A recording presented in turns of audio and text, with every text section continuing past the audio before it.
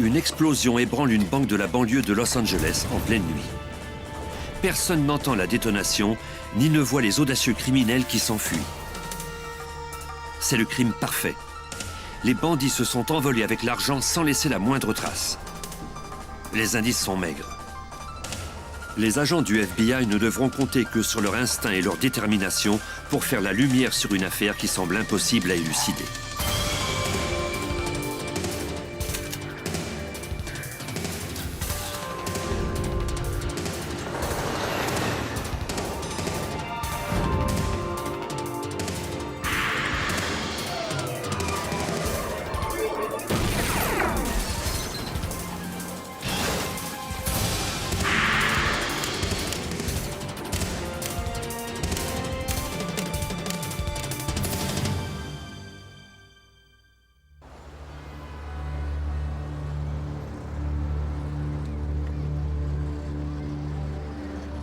Lundi matin, 27 mars 1972, à Laguna Niguel, en Californie. À la United California Bank, les employés étaient sur le point d'ouvrir la banque au public.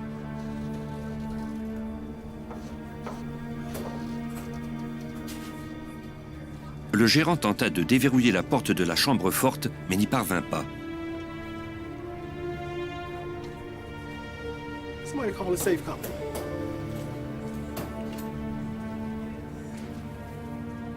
« 20 minutes plus tard, un technicien arriva pour vérifier le mécanisme de verrouillage de la porte.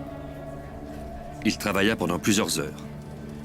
La combinaison était la bonne et la serrure ne faisait pas défaut, mais inexplicablement, même l'expert était incapable d'ouvrir la chambre forte.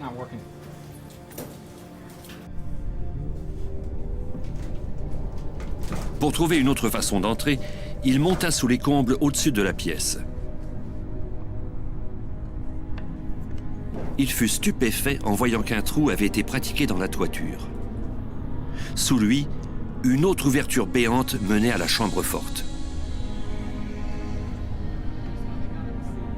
On dépêcha aussitôt des agents du bureau du FBI de Santa Ana sur les lieux. Le premier à examiner la scène du crime fut l'agent spécial Jim Conway. Dès qu'on est arrivé, on est monté au-dessus de la chambre forte. En regardant à travers le trou, on a pu voir un tas de décombres de 2 mètres de haut.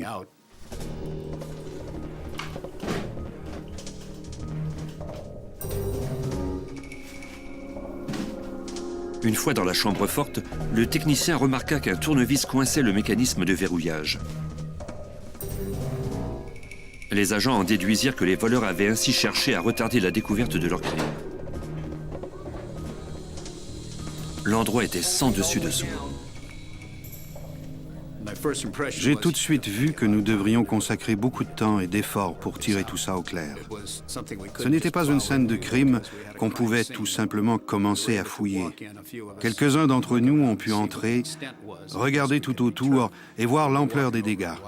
On marchait littéralement sur des montres, des bagues et autres objets de valeur éparpillés à travers les fragments de ciment. L'agent spécial Frank Kelly commença à faire le tri. Tout était éparpillé. Il y avait des mèches de cheveux, toutes sortes d'états de compte, des photos, des choses que les gens laissent habituellement dans leur coffre bancaire.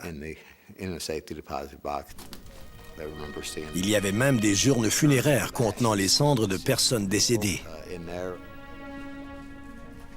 Les agents commencèrent la tâche complexe de déterminer comment les voleurs étaient entrés dans cette chambre forte. Ils remarquèrent la présence de terre noire et de jute à travers les décombres.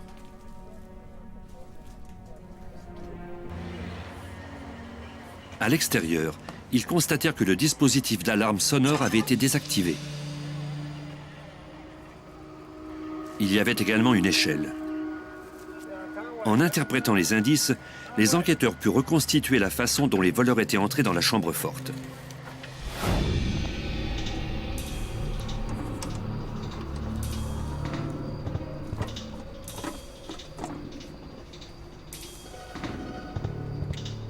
Ils avaient d'abord désactivé l'alarme en vaporisant du polystyrène liquide à l'intérieur.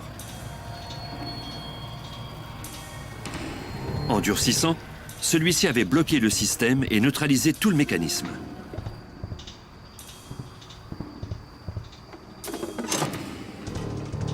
Ensuite, les voleurs étaient montés sur le toit.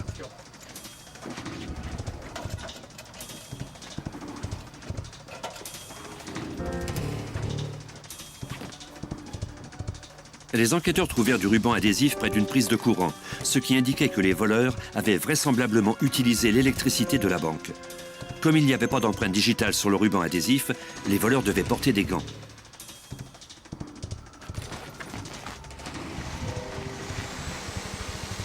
Ils avaient pratiqué une ouverture à la scie électrique de 3,60 mètres carrés.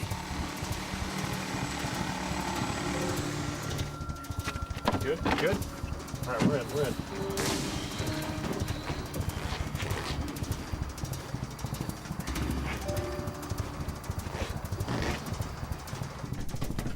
Une fois sous les combles, les voleurs avaient visiblement su comment neutraliser le système d'alarme silencieux.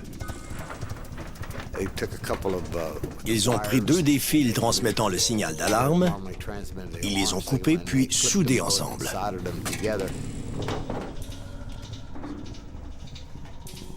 C'était du travail d'experts.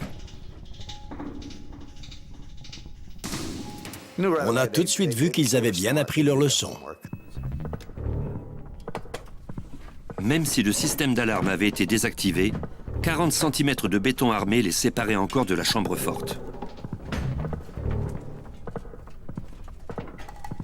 Le seul moyen d'y entrer serait d'utiliser des explosifs. Les agents croyaient que les voleurs avaient perforé le ciment pour y insérer des bâtons de dynamite et des détonateurs.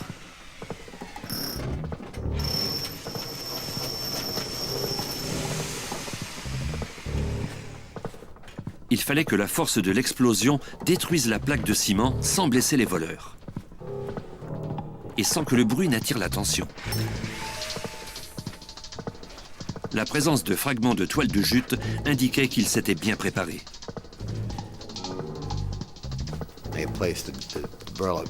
Ils ont placé des sacs de jute sur les explosifs. C'était non seulement pour étouffer le bruit, mais aussi pour diriger l'explosion vers la chambre forte. La diriger vers le béton, comme prévu, plutôt que vers eux.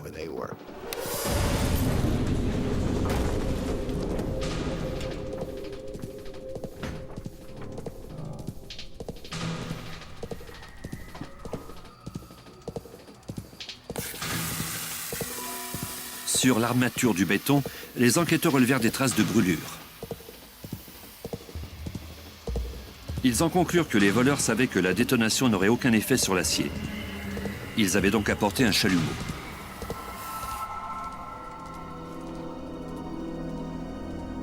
Ils se concentrèrent ensuite sur l'évaluation des pertes.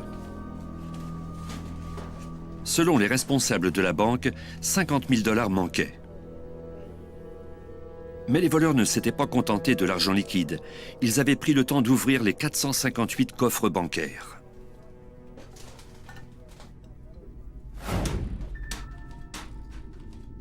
À en juger par les traces d'outils sur les serrures de ces coffres, les voleurs s'étaient servis d'un instrument pointu pour les ouvrir un à un. Ensuite, ils avaient soigneusement trié leur contenu, n'emportant que ce qui les intéressait. Les bandits étaient si bien organisés que personne ne les avait vus ni entendus entrer et sortir de la banque. En 1972, la plupart des banques étaient fermées pendant le week-end. Les agents conclurent que les voleurs avaient tiré parti de cette situation. Il semblait qu'ils étaient venus à plusieurs reprises pendant le week-end. Ils étaient entrés le vendredi soir et n'avaient quitté définitivement les lieux que tard le dimanche soir.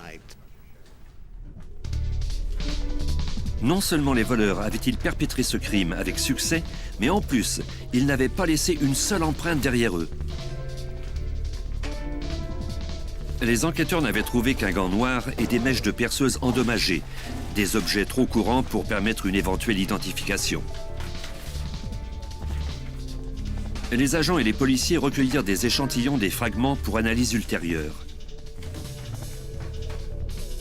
Mais sans indice physique ni témoin oculaire, il serait difficile, voire impossible, d'identifier et de retracer un groupe de criminels aussi expérimentés qui comptait dans ses rangs des experts en électronique et en explosifs. Les enquêteurs évaluèrent ensuite le montant des biens volés dans les coffres bancaires. Ce processus serait long, puisque la banque ne tenait pas l'inventaire de leur contenu. Pour savoir ce que les coffres bancaires contenaient, on devait attendre que les clients se manifestent et nous disent qu'il leur manquait 350 000 $ par exemple. Mais autrement, il nous était impossible d'évaluer les montants volés. De plus, le quartier était très aisé. Donc, les probabilités que les pertes en argent et en biens soient grosses étaient assez élevées. Les enquêteurs commencèrent alors la pénible tâche de classer et de consigner tous les biens qui se trouvaient encore dans la chambre forte. Ensuite, ils questionnèrent les clients sur les bijoux, pièces de monnaie de collection et sur les obligations que leur coffre contenait. En procédant par élimination, ils purent ainsi lentement établir la liste des biens volés. La somme de 50 000 $ volés à la banque était minime en comparaison aux biens disparus, dont la valeur s'élevait à plus de 8 millions de $. C'était le vol le plus important de toute l'histoire des États-Unis. Pour les enquêteurs qui ne disposaient d'aucun indice matériel, il n'y avait qu'une solution pour trouver une piste, penser comme les voleurs. On s'est dit qu'ils avaient eu besoin d'oxygène pour brûler les renforts en acier et on est allé voir tous les hôpitaux et les endroits où l'on trouve de l'oxygène. On vérifia auprès de tous les fournisseurs d'oxygène de la région, mais en vain. On pensait également qu'ils avaient utilisé une perceuse d'un modèle assez puissant. On s'est donc rendu dans tous les endroits où l'on vend ou loue le genre de perceuse qui, selon nous, avait été utilisée. Les agents se rendirent chez plusieurs dizaines de vendeurs et de locateurs d'outils, vérifiant toutes les transactions effectuées peu avant le vol. Mais ils ne trouvèrent rien.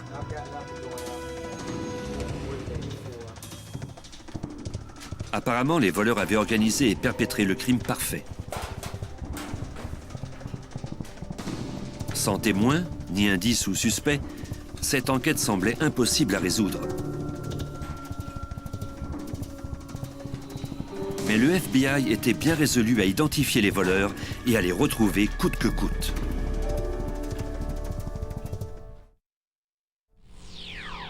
En mars 1972, une bande de voleurs professionnels avait volé la chambre forte d'une banque de Laguna Niguel en Californie, près de Los Angeles.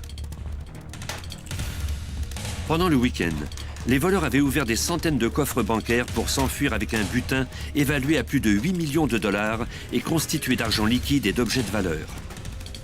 Ils s'étaient volatilisés sans laisser de traces. Tout portait à croire que ces voleurs étaient très expérimentés. Comme l'affaire était difficile à résoudre pour le petit bureau du FBI de Santa Ana, on fit appel au bureau de Los Angeles, dont les ressources étaient largement supérieures.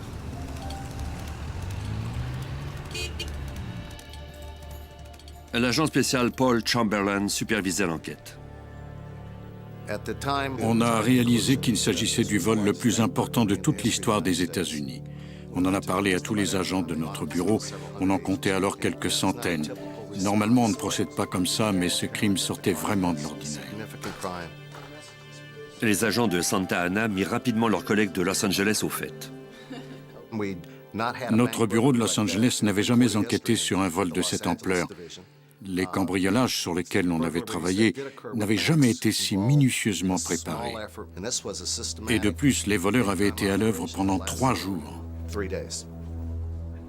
Comme les voleurs semblaient être des experts et qu'ils n'avaient jamais sévi à Los Angeles, les agents en conclurent qu'ils venaient peut-être d'une autre région. Ils transmirent un message à tous les bureaux du FBI du pays, demandant si quelqu'un avait déjà enquêté sur un cas similaire.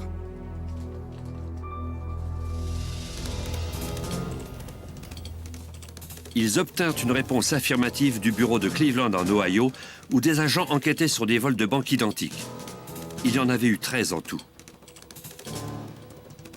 La description du vol de banque en Californie avait immédiatement éveillé leur attention, notamment celle de l'agent spécial Buddy Nix. On a tout de suite su que c'était eux en voyant leur modus operandi. D'abord, l'utilisation de polystyrène pour empêcher le système d'alarme de se déclencher. Ensuite, le fait qu'ils étaient entrés par le toit et aussi la façon dont ils s'y étaient pris pour désactiver l'alarme à l'intérieur. Tous ces éléments nous poussaient à croire que les voleurs de Youngstown pouvaient être mêlés à ce crime. Les agents de l'Ohio soupçonnaient un groupe appelé Youngstown Erie. Cette bande, qui avait des liens avec le crime organisé, était soupçonnée d'avoir commis 13 autres vols de banque dans leur région. L'agent de Californie avait visé juste en affirmant qu'il ne s'agissait pas là de voleurs à la petite semaine. À cette époque, Youngstown était une véritable mecque pour les organisations criminelles. Des types dirigeaient plusieurs entreprises illégales de jeux. En outre, ils étaient mêlés au transport de biens volés entre les divers États américains et au vol de semi-remorques. Des équipes de voleurs étaient régulièrement en opération. Ils commettaient des vols très sophistiqués. Lors d'enquêtes antérieures, les agents de Youngstown avaient identifié près de 100 hommes qui, selon eux, faisaient partie du groupe de voleurs. Ils avaient recueilli des informations sur chacun d'entre eux. Ils envoyèrent les noms et les photos de ces suspects au bureau du FBI de Los Angeles. Les agents tentèrent de réduire la liste de noms. Comme les criminels avaient dû venir en Californie, on vérifia les listes de passagers de toutes les compagnies aériennes au cours des jours précédents et suivant le vol. Sans technologie moderne, ni ordinateur comme on en utilise aujourd'hui, ce travail laborieux demanda plusieurs jours. Après des recherches exhaustives, les agents relevèrent les noms de 5 hommes de Youngstown qui étaient venus à Los Angeles par avion. Emil Dincio, Harry Barber, Charles Mulligan, Charles Brockles et Philip Christopher étaient arrivés en Californie 9 jours avant le vol.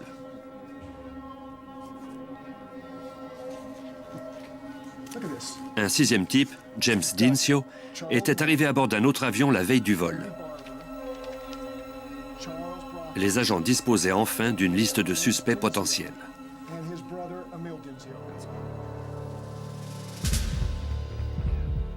Ils étudiaient ensuite les informations dont ils disposaient sur les 6 hommes. Tous avaient de lourds casiers judiciaires pour avoir cambriolé des maisons et des petites entreprises, et ils avaient écopé de peines peu sévères. Emil Dincio semblait être le cerveau de la bande, le chef. Il planifiait les coups et choisissait les hommes qui mettraient ses plans à exécution. Charles Brockles était un électronicien, expert en explosifs. Il connaissait bien les systèmes d'alarme. Les agents croyaient que Philip Christopher, pour sa part, avait fait le guet pendant le vol. Les autres membres du gang avaient des liens de parenté avec le chef, et ils s'étaient sans doute chargés des tâches secondaires. Voici James, le frère aîné d'Emil. Et Charles Mulligan, le beau-frère d'Emil. Il y avait aussi Harry Barber, le neveu d'Emil. Les suspects étaient tous des criminels de carrière et ils avaient des liens étroits avec le crime organisé. Le bureau du FBI de Youngstown en Ohio disposait de nombreuses preuves indirectes de leur implication dans des vols de banque, mais n'avait aucune preuve formelle contre eux. Les accusations n'avaient jamais tenu la route. Le seul lien qu'on tenait entre les suspects et le crime, c'était qu'ils se trouvaient tous à Los Angeles au moment du vol. Les agents commencèrent alors la tâche complexe de reconstituer leur déplacement à partir du moment où ils étaient arrivés à l'aéroport. On a interrogé tous les chauffeurs de taxi de l'aéroport de Los Angeles qui travaillaient ce jour-là. C'était une tâche colossale. Les agents consacrèrent quelques jours à interroger plusieurs dizaines de chauffeurs et cela porta fruit. L'un d'eux se rappelait avoir fait monter un groupe de 5 hommes à bord de son véhicule pour les conduire à une résidence du quartier de Southgate. Il se souvenait bien de ses clients. Le chauffeur de taxi se rappelait ces hommes parce qu'ils lui avaient laissé un pourboire de $100 et aussi parce qu'ils avaient des têtes de truands. À partir des relevés de l'entreprise de taxi, les agents obtinrent l'adresse où ces hommes étaient descendus. Ils décidèrent de s'y rendre. C'était dangereux, car si les voleurs apprenaient qu'ils faisaient l'objet d'une enquête pour vol, ils pouvaient décider de quitter la ville. Le jeu en valait toutefois la chandelle, car c'était l'unique piste dont disposaient les enquêteurs, l'agent spécial Jim Conway. On devait interroger quelqu'un. On devait donner le coup d'envoi à cette enquête. Mais on était inquiet du fait que les suspects risquaient d'apprendre qu'on était sur le point de les identifier. Les agents apprirent alors que la résidence de Southgate appartenait à la famille Barber. Ronald, le frère du suspect Harry Barber, accepta de répondre aux questions des enquêteurs, mais ses réponses furent vagues. On n'avait pas obtenu de mandat ni rien de tout ça à ce moment-là. Et on ne disposait d'aucune preuve de son implication. Mais plus il parlait, plus il semblait savoir de choses. On était impressionné qu'il en sache autant. Ronald Barber affirma que les 6 hommes n'étaient jamais venus chez lui. Même si les agents ne tenaient pas encore de preuves formelles, ils étaient enclins à croire Barber, du moins en partie. D'abord parce que sa maison était bien trop petite pour héberger 6 autres hommes. Les enquêteurs en conclurent que seulement une partie des suspects était restée à cet endroit. Ils vérifièrent ensuite les registres de tous les hôtels, en commençant par ceux qui se trouvaient le plus près de la banque. L'agent spécial Frank Kelly. On s'est dit que ces types étaient de haut calibre, qu'ils savaient qu'ils allaient mettre la main sur un gros butin. Par conséquent, ils logeraient dans un endroit de bon goût. On a donc frappé aux portes des établissements les plus chics d'Orange County. Une fois de plus, c'était une tâche fastidieuse. Mais les agents ne renoncèrent pas.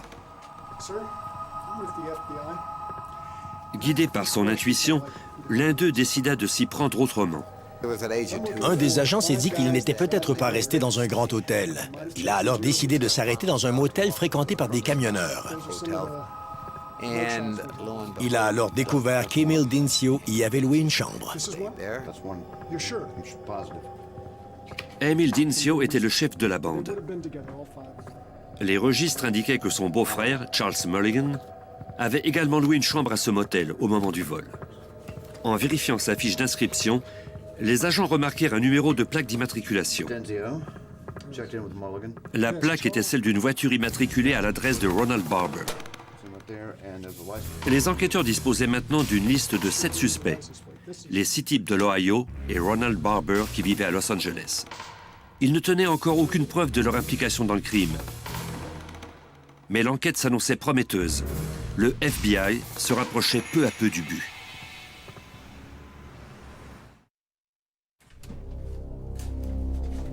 Quelques semaines après un vol de plusieurs millions de dollars dans une banque de Californie, les agents du FBI identifièrent 7 suspects.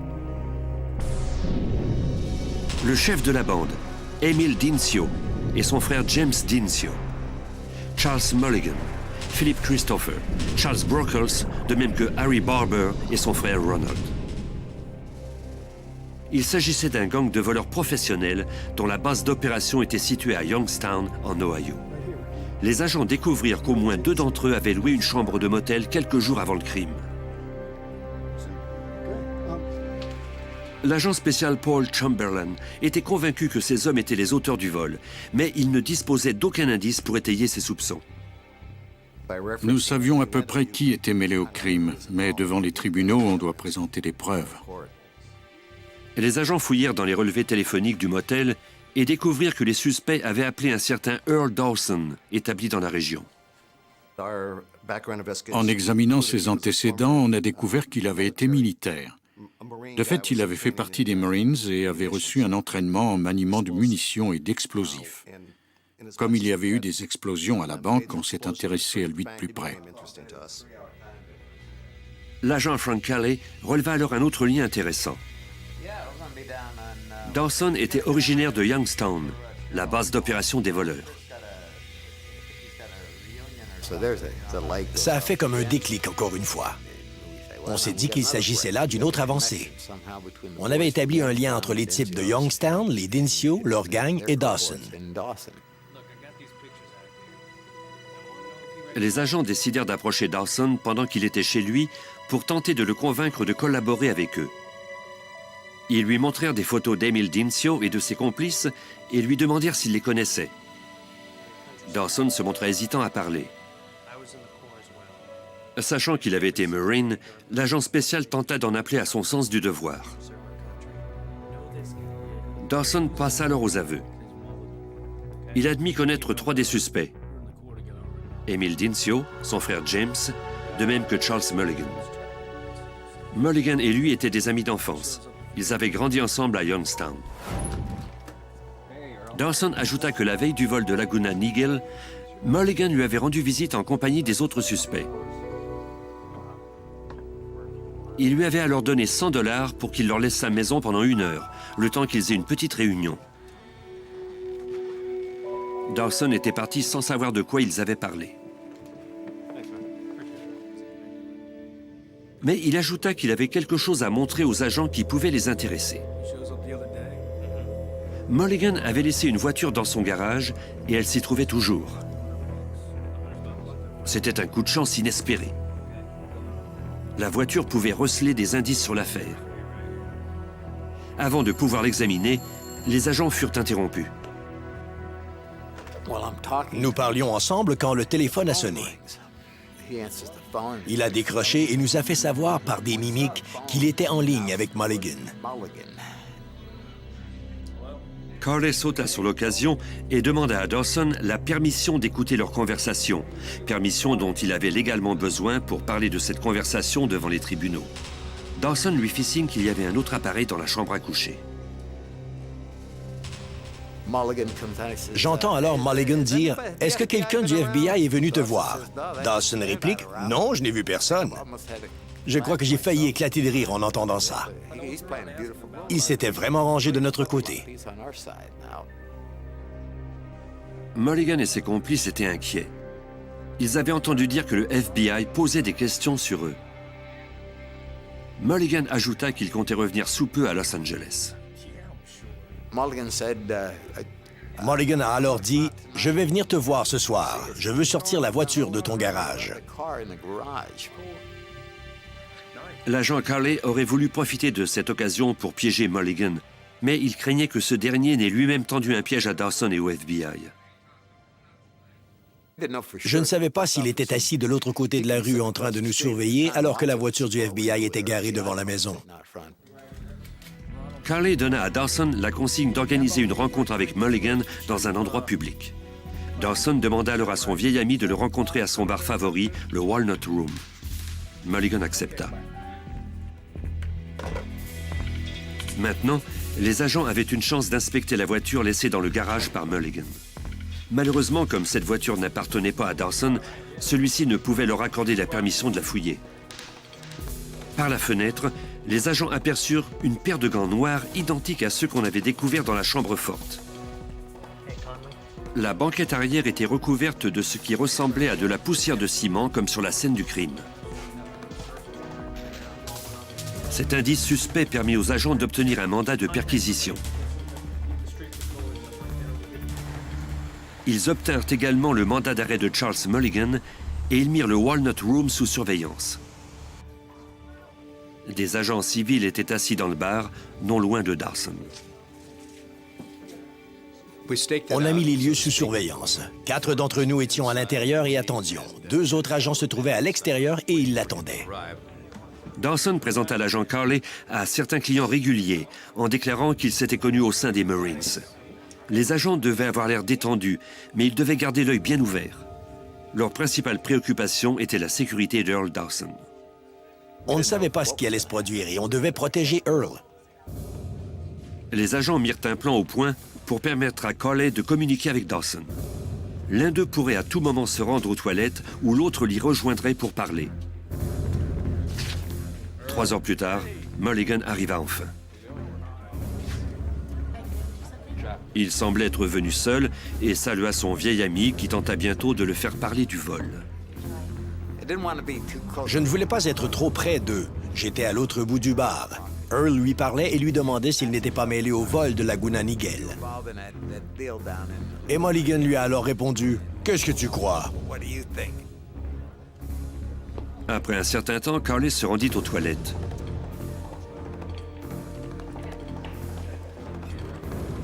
Dawson l'y suivit. Carley lui demanda alors de lui raconter ce qu'il s'était dit. Selon Dawson, Mulligan voulait partir rapidement pour pouvoir récupérer sa voiture dans le garage. Carley dit alors à Dawson de retourner au bar, mais de ne pas monter à bord de la voiture de Mulligan. Il ne lui révéla toutefois pas que les agents attendaient Mulligan dans le stationnement pour l'arrêter.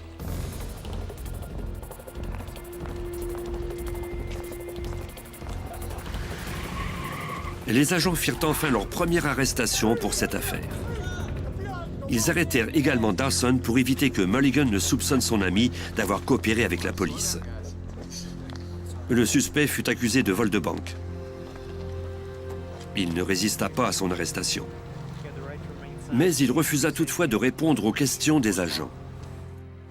Ceux-ci espéraient trouver des réponses dans la voiture laissée dans le garage de Dawson. Ils retournèrent chez lui pour la fouiller.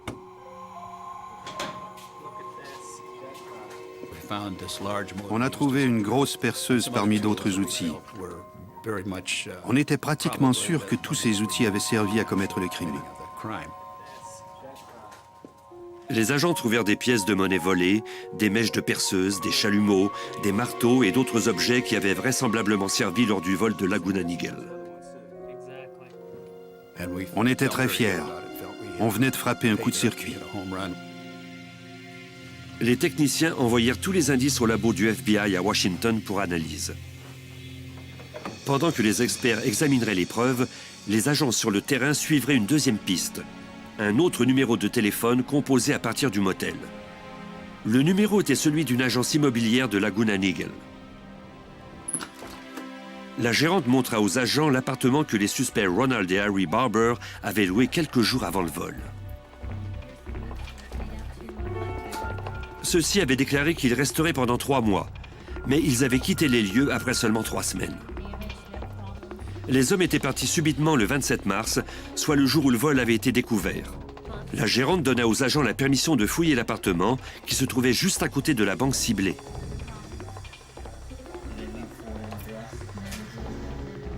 Ils fouillèrent aussitôt les lieux à la recherche d'indices, mais ils ne trouvèrent rien, du moins pas au début.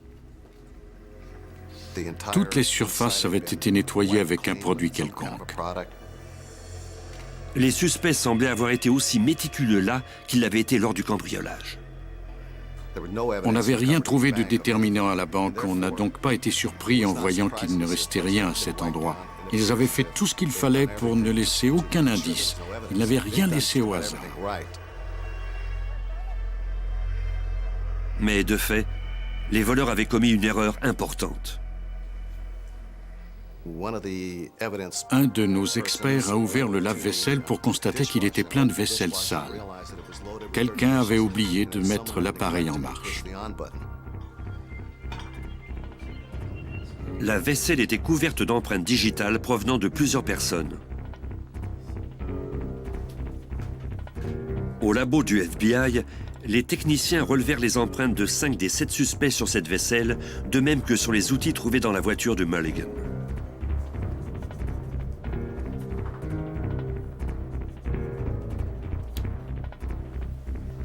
Les experts relevèrent ensuite des similitudes entre les marques laissées par un marteau à piquer qui se trouvait dans le coffre de cette voiture et celles observées sur les coffres bancaires. L'enquête progressait. Les agents disposaient de preuves indirectes convaincantes et un des suspects était déjà en détention. Maintenant, ils devaient mettre la main au collet des 6 autres suspects et trouver des preuves formelles pour les mettre derrière les barreaux pour de bon.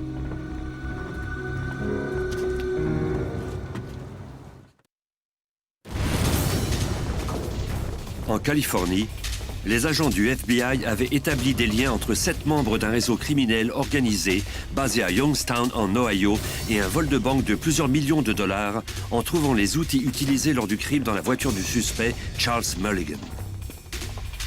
Depuis que celui-ci était en détention provisoire, l'enquête allait bon train, comme nous le raconte l'agent spécial Paul Chamberlain. On a pensé qu'après l'arrestation de Mulligan, les autres voleurs allaient sûrement comprendre qu'on savait qui faisait partie du groupe.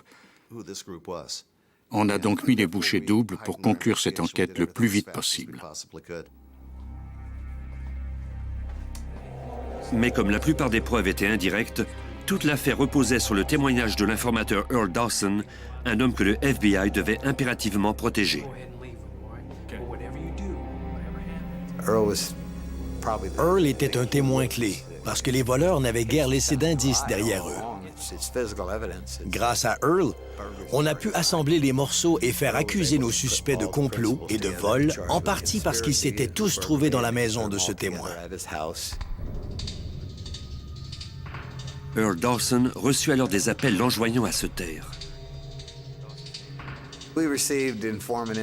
On a appris par nos informateurs que la tête d'Earl Dawson avait été mise à prix. Il comptait essayer de le tuer. Pour ne plus lui faire courir de risques, les agents du FBI décidèrent de le mettre sous leur programme de protection des témoins. Ils se mirent ensuite à la recherche des autres suspects.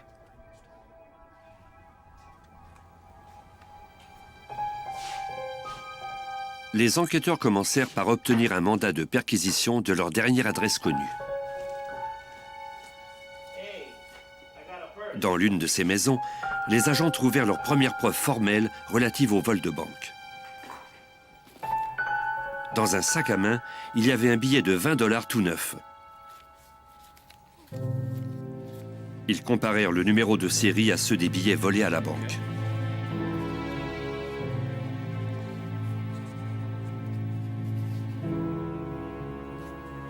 Le numéro figurait sur la liste. L'agent spécial Buddy Nix, du bureau du FBI de Youngstown, apprit alors d'un de ses informateurs que les voleurs avaient l'habitude d'enterrer l'argent jusqu'à ce qu'ils puissent le blanchir sans danger. On nous a parlé d'un terrain de 8 ou 10 hectares où l'argent aurait été vraisemblablement enterré. On a creusé dans ce champ pendant des jours à l'aide de pioches et de pelles. On a aussi sondé les lieux.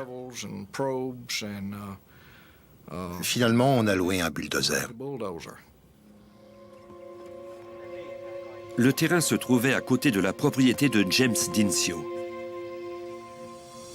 Après plus d'une semaine de recherche, les agents trouvèrent le butin. Ils déterrèrent plusieurs contenants remplis de millions de dollars en argent liquide et en titres qui avaient été volés lors du cambriolage de la banque de Laguna Niguel. Les agents eurent alors un autre coup de chance quand le voisin d'Emile Dincio, le chef de la bande, appela la police. Il avait trouvé une glacière enterrée dans son jardin. Celle-ci contenait près de 100 000 $. Les numéros de série de ces billets correspondaient à ceux volés à la banque. Les enquêteurs relevèrent ensuite les empreintes digitales d'Emile Dincio sur la glacière. Un seul des présumés voleurs était en détention provisoire. Il était maintenant temps d'arrêter ses complices. Emile Dincio, James Dincio, Charles Brockles, Philip Christopher, Harry Barber et Ronald Barber. Les agents se rendirent d'abord chez Emile Dincio, près de Youngstown, en Ohio. Le suspect ne tenta pas de leur échapper. Dincio était un homme arrogant. Il se croyait au-dessus des lois. Il avait l'habitude de s'arranger pour que les choses se déroulent à sa manière. Lors de son arrestation, on trouva 537 $ en argent liquide sur lui. Or, cet argent provenait de la banque de Laguna Niguel. Étonnamment, les autres suspects furent également faciles à retrouver.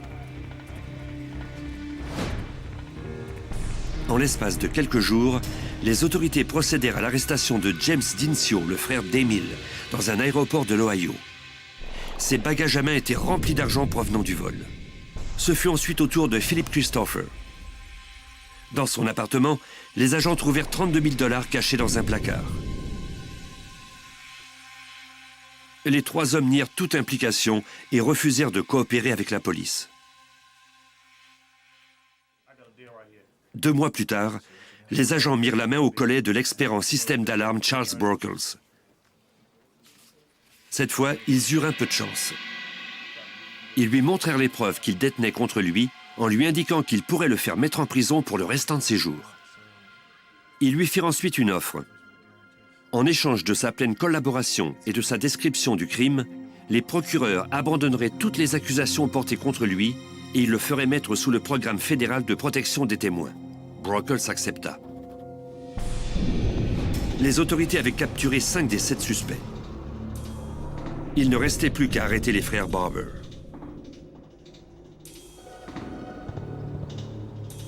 On fit extrader les 5 suspects en Californie, où ils furent accusés de complot et du vol d'une banque. Pendant sa détention, Emil Dincio se vanta à un autre détenu d'avoir commis le vol et il lui demanda son aide pour échapper à la justice. Dincio s'est confié à un codétenu en lui donnant beaucoup de détails, ce qui n'était pas dans son intérêt. Il a demandé à ce prisonnier de l'aider à se constituer un alibi au moment du vol de banque. Mais Dincio avait choisi le mauvais complice.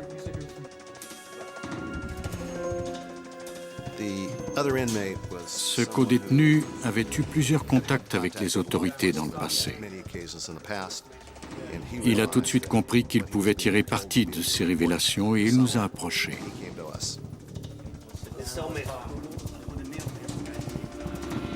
Espérant obtenir une réduction de peine, le détenu parla en détail des aveux de Dincio et de sa promesse de le payer en échange d'un alibi solide.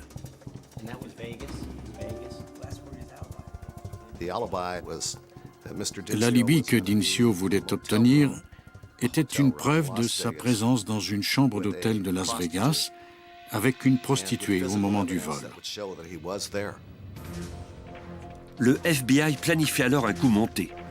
Les agents donnèrent au détenu le nom d'une personne à contacter qui permettrait à Dincio de se constituer l'alibi.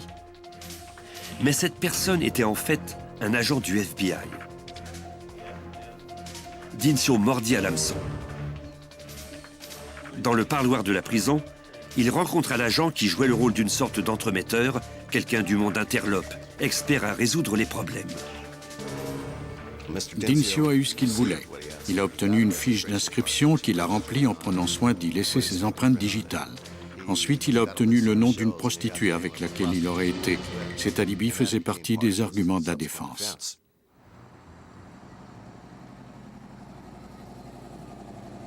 En octobre 1972, le procès s'ouvrit à Los Angeles. Emil Dincio présenta son alibi, mais l'agent du FBI qui l'avait aidé témoigna en cours contre lui. Le jury reconnut Dincio coupable, tout comme les 4 autres accusés. Ils écopèrent de peines d'emprisonnement allant de 15 à 20 ans. Mais ce n'était pas fini. Harry et Ronald Barber étaient toujours en liberté. Dans les mois qui suivirent, le FBI apprit qu'ils vivaient dans un appartement de Rochester, dans l'État de New York. Des agents se rendirent sur les lieux. Ronald Barber leur ouvrit. On procéda à son arrestation et on l'envoya en Californie où un jury le condamna à une peine de réclusion de 15 ans. Il refusa de révéler aux agents où se trouvait son frère Harry. Pendant les 8 années suivantes, Harry fut recherché par la police. Puis, en 1980, une femme de Brookville en Pennsylvanie contacta le FBI. Une de ses amies vivait avec un homme qui lui avait confié avoir commis un vol de banque très médiatisé en Californie. Elle ajouta qu'il s'appelait Harry Barber. Selon elle, le fugitif essayait de mener une vie normale en travaillant à l'entretien d'un terrain de camping.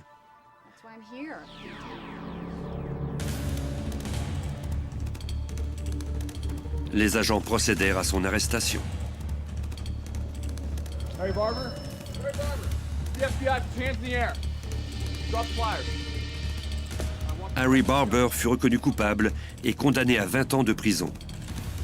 Les agents purent enfin fermer le dossier du vol le plus important de toute l'histoire des États-Unis.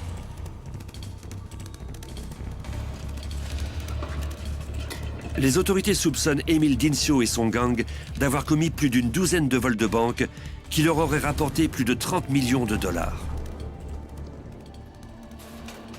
En les mettant derrière les barreaux, les agents du FBI de l'Ohio et de la Californie ont démantelé l'un des réseaux de voleurs de banque les plus sophistiqués de tous les temps.